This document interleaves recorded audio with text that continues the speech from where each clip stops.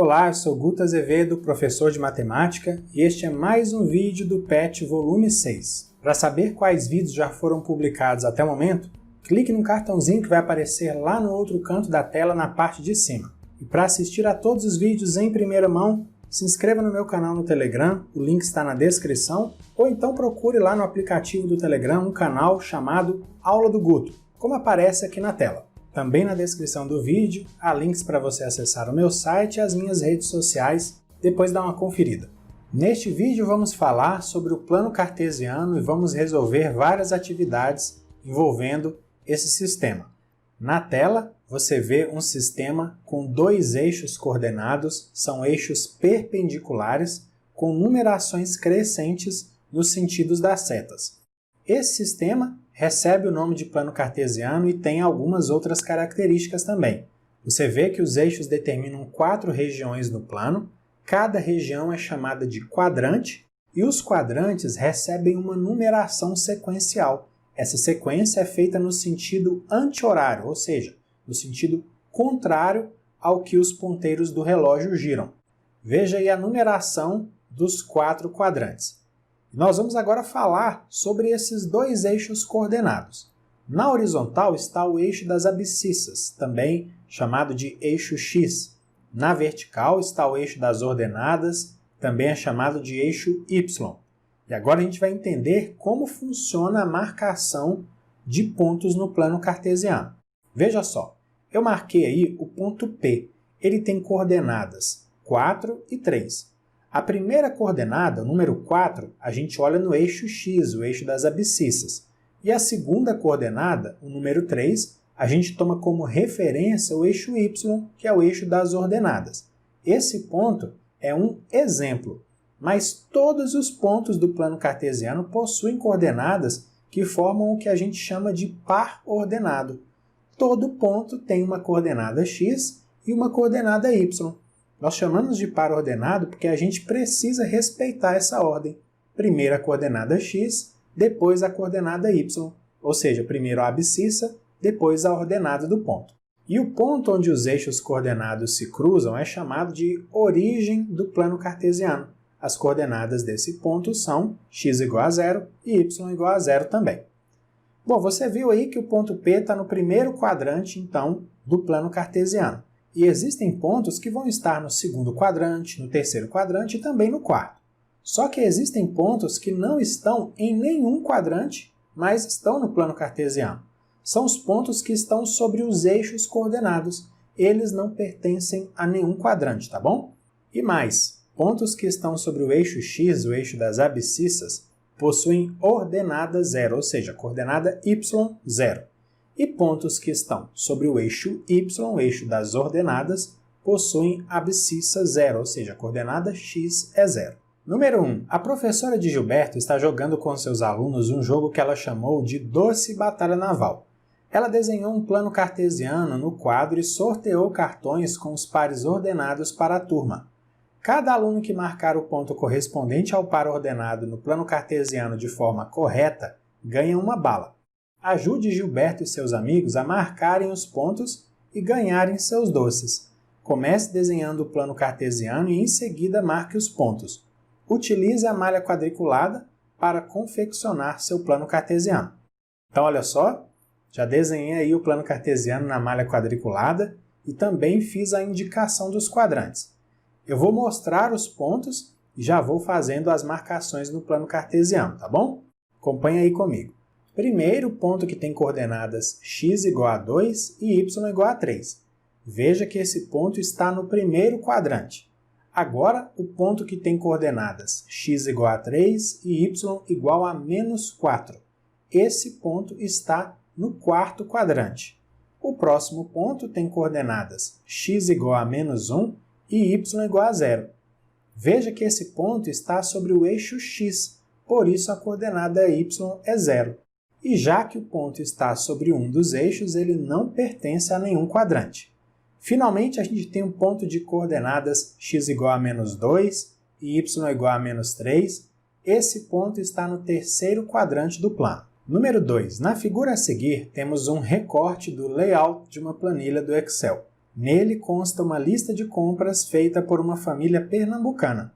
Nessas condições, relacionando as colunas e linhas dessa planilha nessa ordem, indique as coordenadas da posição da célula do Excel em que está o azeite, o frango e o refrigerante. Atenção! A gente tem que relacionar colunas e linhas nessa ordem, ou seja, primeiro coluna, depois linha.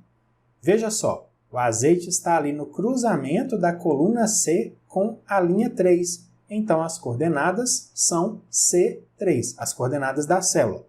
O frango está no cruzamento da coluna E com a linha 5, então as coordenadas da célula são E5. E o refrigerante está no cruzamento da coluna B com a linha 3, então as coordenadas da célula são B3. Número 3. No mapa mundi a seguir, temos a localização geográfica de dois lugares que estão representados pelas letras A e B.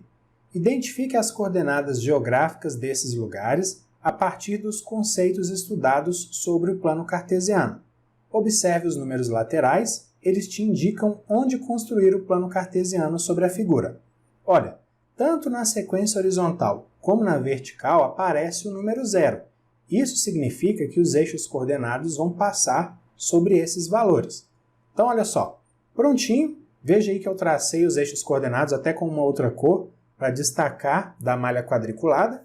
E eu não sei se você reparou que não existem números negativos, nem na lateral e nem na parte superior do mapa. Isso não é um problema, desde que a gente faça uma convenção. Olha só, o eixo X vai dividir o mapa em dois hemisférios, norte e sul. Nós vamos considerar valores positivos para o norte e valores negativos para o sul. Então, acima do eixo X é o norte, abaixo do eixo X é o sul. Já o eixo Y divide o mapa em dois hemisférios que são leste e oeste. Nós vamos considerar valores positivos para o leste e valores negativos para o oeste. A direita do eixo Y é leste e a esquerda do eixo Y é oeste. Veja só, quais são as coordenadas do ponto A? Ele está em 80 oeste e 40 norte. Então, a gente pode dizer que as coordenadas são menos 80 para x e mais 40 para y. Esse é um ponto que está no segundo quadrante. E o que a gente pode dizer em relação ao ponto B? Ele está localizado em 40 oeste e 20 sul.